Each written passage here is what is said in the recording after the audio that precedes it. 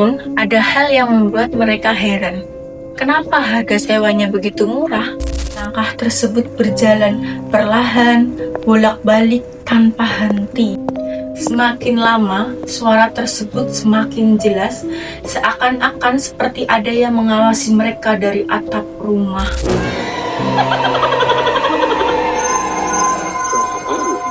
Halo, kembali lagi di cerita misteri bersama aku, Siti. Bagi banyak orang, Jogja itu kota yang memiliki kenangan indah, kota yang selalu dirindukan karena memiliki suasana yang hangat dan ramah. Namun, di balik kenangan indah itu, Jogja memiliki kisah-kisah gelap yang jarang diketahui oleh orang. Kisah ini dialami oleh 4 mahasiswa perantauan yang berasal dari Jawa Barat. Mereka adalah Ega, Angga, Rian, dan Dimas. Semua bermula ketika mereka memasuki 2 tahun kuliahan. Mereka rasa kontrakan itu sudah tidak layak untuk dihuni, dan mereka mencari tempat tinggal yang lain. Sampai-sampai mereka menemukan tempat yang terlihat sempurna. Rumah itu cukup luas dan memiliki 4 kamar, halaman yang lebar, dan lokasinya itu strategis di sebelah ring road utara Yogyakarta. Namun, ada hal yang membuat mereka heran. Kenapa harga sewanya begitu murah? Bahkan, rumah tersebut jauh lebih murah dibanding dengan harga-harga yang di sekitarnya. Karena merasa beruntung, mereka langsung menyewa rumah tersebut tanpa banyak tanya. Saat pertama kali masuk, tidak ada hal aneh yang mereka rasakan. Hanya suasana rumah yang sedikit dingin dan sunyi. Mereka menganggapnya hal tersebut sudah biasa, karena rumah tersebut sudah lama kosong. Hari pertama berjalan dengan normal. Mereka melakukan aktivitas seperti biasa layaknya seorang mahasiswa. Berangkat kuliah pagi, pulang sore, dan malam hanya untuk mengerjakan tugas. Namun, minggu kedua mereka merasakan hal-hal yang aneh.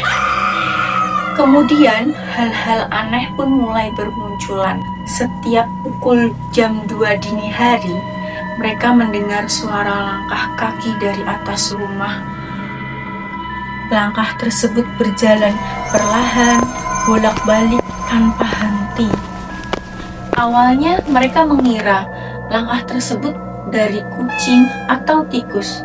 Namun, langkah tersebut terlalu berat untuk seekor hewan.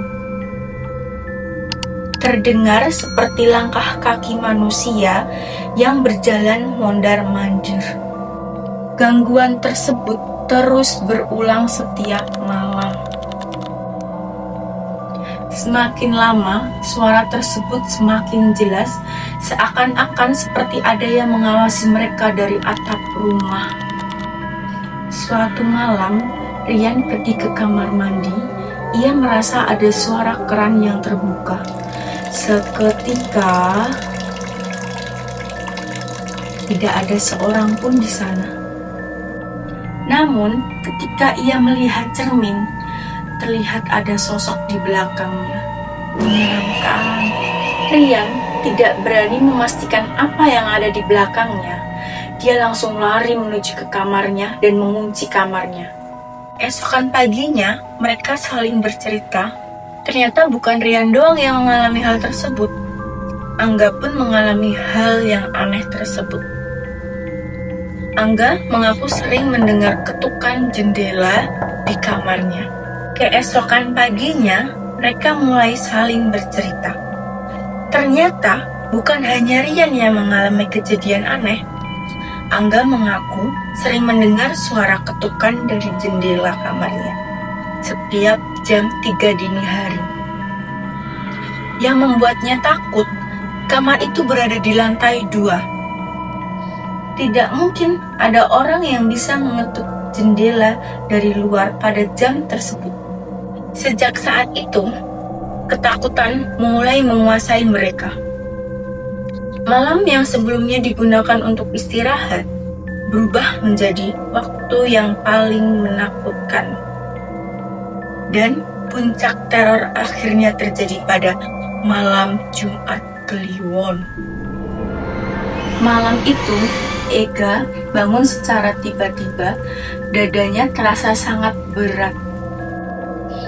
Ia sadar sepenuhnya, tetapi ia tidak bisa bangun dari tempat tidur.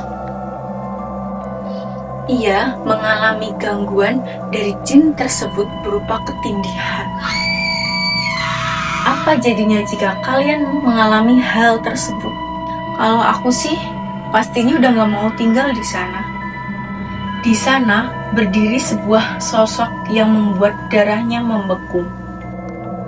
Sosok itu sangat tinggi, kepalanya hampir menyentuh langit-langit. Tubuhnya hitam, pekat seperti bayangan tanpa bentuk. Dan sepasang matanya menyala merah dalam kegelapan. Makhluk itu terdiam, menatap lurus ke arah Ega. Tatapan yang dipenuhi kebencian dan kemarahan. Perlahan, sosok itu bergerak diri menuju ke arahnya. Selangkah demi selangkah, semakin dekat dan jelas. Bersamaan dengan itu, bau busuk seperti bangkai mulai memenuhi ruangan. Ega hanya bisa memejamkan mata sambil berdoa dalam hati. Ia tidak tahu berapa lama kejadian tersebut berlangsung. Yang ia tahu, ketika akhirnya mampu menggerakkan tubuhnya, lampu kamar langsung dinyalakan dan tidak pernah mati hingga pagi. Namun, ternyata teror tersebut belum berakhir. Keesokan harinya, mereka menyadari Angga belum keluar dari kamar. Karena ketakutan keterlambatan ujian, mereka menghampiri Angga. Pintu kamar tidak terkunci. Saat pintu dibuka, Angga terlihat duduk di pojok ruangan. Tubuhnya bergoyang perlahan sambil menghadap ke arah dinding. Ega mencoba memanggil namanya, namun tidak ada jawaban. Ketika ia mendekat dan menyentuh pundaknya, Angga berhenti bergerak. Lalu perlahan berbalik. Saat itu Ega menyadari ada sesuatu yang sangat salah. Wajah yang dilihatnya memang wajah Angga, tetapi mata yang berbeda. Tatapannya kosong, senyumnya terlalu lebar, dan dari mulutnya keluar suara yang bukan miliknya. Suara seorang wanita tua yang terdengar penuh kemarahan. Suara itu menyuruh mereka pergi, menyuruh mereka meninggalkan rumah tersebut sebelum semuanya terlambat. Sesaat kemudian, tubuh Angga jatuh ke lantai dan tidak sadarkan diri. Jadi, mereka mendapatkan teror yang berbeda-beda. Ega, teror dari genderuwo, Angga, teror nenek tua. Begitupun dua teman lainnya. Tanpa berpikir panjang, mereka segera membawa Angga keluar dari rumah tersebut. Mereka tidak peduli lagi dengan barang-barang yang tertinggal. Yang terpenting adalah keselamatan diri. Beberapa hari setelah kejadian itu, mereka akhirnya mengetahui alasan mengapa rumah tersebut disewakan dengan harga yang murah. Menurut cerita warga sekitar, rumah itu pernah menjadi lokasi sebuah peristiwa tragis puluhan tahun lalu. Sejak saat itu, rumah tersebut selalu kosong. Banyak penyewa datang, namun tidak ada yang mampu bertahan lama. Dan hingga hari ini, rumah itu masih berdiri di kawasan Ring Road Utara, Yogyakarta.